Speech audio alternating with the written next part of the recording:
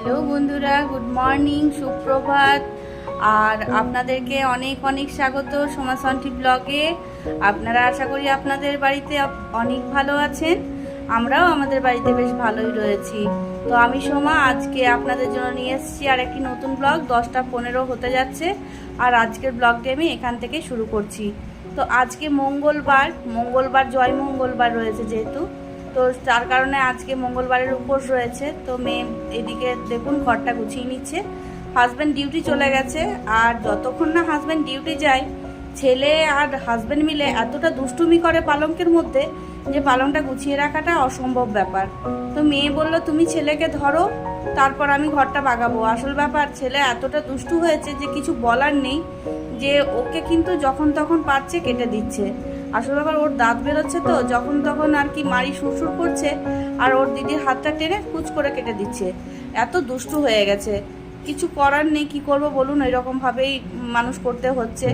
আর এদিকে মেয়েও বেশ বড় হয়েছে বলে আমার অনেকটাই হেল্প করছে, অনেকটাই হেল্প করেও। এই দুধের প্যাকেটটা শেষ হয়েছিল কিন্তু কেটে রাখা হয়নি। আসলে রাত্রেবেলা ছেলেটা একটু ডাল ভাত পোস্ত খেয়েছিল, যার কারণে রাত্রে আর স্যারেলাক খায়নি। তো সেই জন্য আর প্যাকেটটা কাটাও হয়ে ওঠেনি। আর সকালবেলা দুধ খেয়েছে একটু, তারপর যে জল খাবারে স্যারেলাক দেবো দেখছি প্যাকেটটা কাটা হয়নি। আর এদিকে ওর খিদে পেয়ে গেছে বেচারার, যার কারণে কিন্তু ও আমার পিছনে পিছনে ঘুরে বেড়াচ্ছে। তো চলুন চটপট করে প্যাকেটটা কেটে নিই।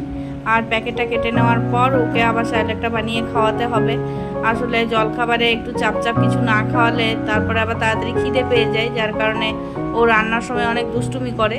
তো সেই জন্য আমি চটপট করে স্যারেলাকটা কেটে নিলাম, আর এরপর আমি দুধটা বানিয়ে নেব। এবার দুধ নিয়ে নিয়েছি, আর ও যেহেতু একটু মিষ্টি মিষ্টি খায় তার জন্য ওর মধ্যে একটু মিচড়ি দিয়ে দিলাম। আর এবার স্যারেলাকটা দিয়ে দেবো। আসল ব্যাপার স্যারেলাকটা খেলে ওর অনেকটা সময় দম থাকে, যার জন্য ও কিন্তু খেলাধুলো বেশ ভালোভাবে করতে পারে। আর দেখতে পাচ্ছেন যতক্ষণ না আমি খাবারটা বানিয়ে ওকে খাওয়াচ্ছি ও কিন্তু আমার পেছন পেছনে ঘুরঘুর করতে থাকবে। তো চলুন তাড়াতাড়ি করে বানিয়ে নিই আর বানিয়ে খাবারটা খাইয়েও দিই, কারণ ওকে যদি আবার না খাওয়ানো হয় আমার কিন্তু কোনো কাজই সেরকমভাবে হবে না। কারণ ও যতক্ষণ না খাচ্ছে ততক্ষণ আমাকে ছাড়বে না। দেখতে পাচ্ছেন কেমনভাবে ঘুরঘুর করছে, আর প্রচুর খিদে পেয়ে গেছে ওর। তো চলুন তাড়াতাড়ি খাবারটা বানিয়ে ওকে খাবারটা খাইয়ে দিই। কোথায় গেছিলে তোমরা? হ্যাঁ, ঘোরা হলো? হয়ে গেছে। সকাল সকাল বানপুর?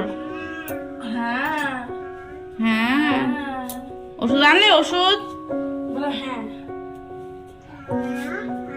ওখানে কি পরে আজব ধরনের বিক্রি করছে ওখানে। হ্যাঁ, হ্যাঁ, কি করছিল? কি করছিলেন? কোথায় গেছিলে মণিমার জন্য ওষুধ আনতে? আসলে বন্ধুরা দিদির একটা ছোট্ট অপারেশন হয়েছে, যার জন্য মেডিসিনগুলো হাজব্যান্ডকে আনতে দিয়েছিল। আর ছেলে তো সকাল সকাল ওর বাপিকে দেখেছে গাড়ি দিয়ে যেতে, তো ওরা দুই ভাই বোনও ঘুরে এলো। তো চলুন বাকি কাজগুলো করা যাবে। তো বন্ধুরা যেহেতু জয় মঙ্গলবার আর ফ্রিজের জল একটু খাবো বলে, যার কারণে কিন্তু ফ্রিজটা পরিষ্কার করতে চলে এসেছি। আসলে এতটা গরম রয়েছে যার কারণে কিন্তু ফ্রিজের জল না খেলেও চলছে না। আর ফ্রিজের মধ্যে কখন কি ঢুকিয়ে রাখি তার জন্য কিন্তু একটু ফ্রিজটা পরিষ্কার করে নেওয়াটাই বেটার। পুজোর সময় খাওয়ার দাওয়ার ব্যাপারটা রয়েছে, তো সেরকম ফ্রিজে আমি সেরকম কিছু ঢোকাইনি যেহেতু গেল সপ্তাহ থেকে। তো সেরকম পরিষ্কার করার সেরকম কিছু নেই, কিন্তু তবুও আর কি উপোস করে খাবো তো তাই একটু ভালো করে পরিষ্কার করে নিই। তো আমার সিক্রেট জিনিসটা আমি নিয়ে নিলাম, আর এইভাবে আমি পরিষ্কার করি দেখিয়ে দিচ্ছি। আর আপনারা যদি প্রত্যেক সপ্তাহে এভাবে যদি একটু করে ফ্রিজটাকে পরিষ্কার করে রাখেন আর অতটা কিন্তু নোংরা বসবে না। আর আপনারা যদি বলেন আমি মাসের পর মাস চলুক তারপর পরিষ্কার করব, তাহলে কিন্তু একটা হলুদ পরত কিন্তু বসেই যায়। সবজির আরে সব কিছু পড়তে থাকে ফ্রিজের মধ্যে, যার কারণে হলুদ রঙটা কিন্তু ধরে নেয়। আমার ফ্রিজের উপরটা সেরকমভাবে মানে চকচকে নেই এই কারণে, কারণ কম বাড়ি তো আর শিফট করা হয়নি, ভাড়া বাড়ি চেঞ্জ করা মানে বুঝতেই পারছেন জিনিসগুলো সেরকমভাবে থাকে না। কিন্তু তার মধ্যেও আমি যতটা পারি পরিষ্কার পরিচ্ছন্ন রাখার চেষ্টা করি। আর এই ফ্রিজটার বয়স মোটামুটি হয়ে গেল 8 থেকে 9 বছর, কিন্তু দেখে কেউ বলবে না যে আমার ফ্রিজটা এতটা পুরনো, কারণ ভেতরটা এতটাই সাদা ধপধপে রাখি আমি। তো দেখতে পাচ্ছেন আমি পরিষ্কার করে নিচ্ছি, আর পরিষ্কার না করলেও নয়, গরম যা পড়েছে জলটা খেতে তো হবেই। আর মায়ের বাড়িতে ফ্রিজ পরিষ্কার থাকে, সবসময় নিরামিষই থাকে, কিন্তু মায়ের বাড়ি কতবার যাব, মায়ের বাড়ি গিয়ে পরে জল আনবো তারপর খাবো, সেটাও তো বারবার করে সম্ভব না। জল পিপাসা যখন পাবে মায়ের বাড়ি কতবার ছুটবো। আর দেখতে পাচ্ছেন আমি কিভাবে পরিষ্কার করে নিচ্ছি। এদিকে আমি ফ্রিজ পরিষ্কার করছি আর ছেলে মেয়ে একদিকে দুষ্টুমি করতে শুরু করে দিয়েছে। যাই হোক, যা করছে করুক, আমি তাড়াতাড়ি করে কাজটা করে নিই। তো বন্ধুরা, আপনারা যদি এরকম পরিষ্কার রাখতে চান আপনাদের ফ্রিজ, তো একটু ভিনিগার আর একটু খাবার সোডা আর একটু সার্ফ দিয়ে ভালো করে জল দিয়ে মিশ্রণটাকে তৈরি করে ভালো করে পরিষ্কার করতে পারেন আমার মতো ফ্রিজটাকে সাদা রাখার জন্য। তো দেখুন আমার ফ্রিজটা মোটামুটি পরিষ্কার হয়ে গেছে। আর আমি খুব একটা বেশি লেট করি না ফ্রিজ পরিষ্কার করতে, সপ্তাহখানেকের মধ্যেই পরিষ্কার করার চেষ্টা করি। আসলে ফ্রিজে একটা যে বাজে স্মেল হয় সেটা কিন্তু খুব তাড়াতাড়ি তৈরি হয়ে যায়, যার কারণে কিন্তু আমি খুব তাড়াতাড়ি করে পরিষ্কার করে নিই। আর দেখতেই পাচ্ছেন ফ্রিজটা বেশ পরিষ্কার হয়ে গেছে।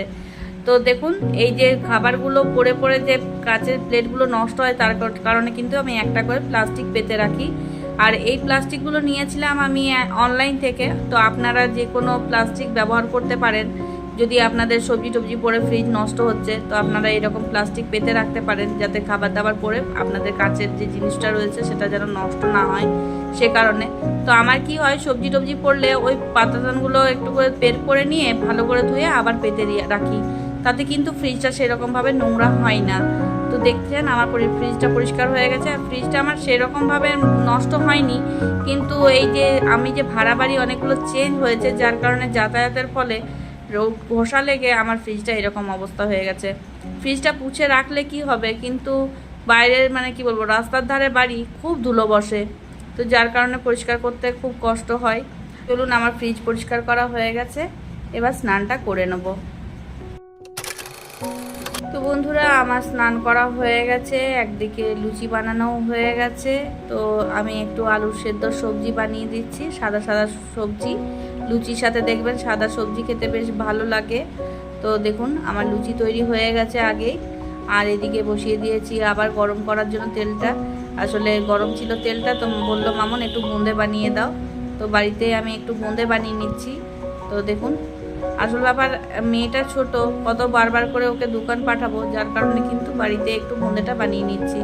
তো দেখুন আমি কিভাবে বাড়িতে বোঁদেটা বানাই। বেসনে থাকলেই কিন্তু বেশ ভালোভাবে ঘরে বোঁদে বানানো যায়। তো আমি কি রকমভাবে বানাই, বেসনের মধ্যে একটু খাবার সোডা দিয়ে দিই আর ভালো করে জল দিয়ে গুলে নিই। তারপর এরকমভাবে ঝাঁঝরা দিয়ে গরম তেলের মধ্যে বোঁদেটাকে ফেলতে থাকি। আর বোঁদেটা যখন খরা খরা করে ভাজা হয়ে যায় তখন আবার তুলে নিই। তো এইভাবে আমি বোঁদেটা কিন্তু ঘরে বানিয়ে নিই।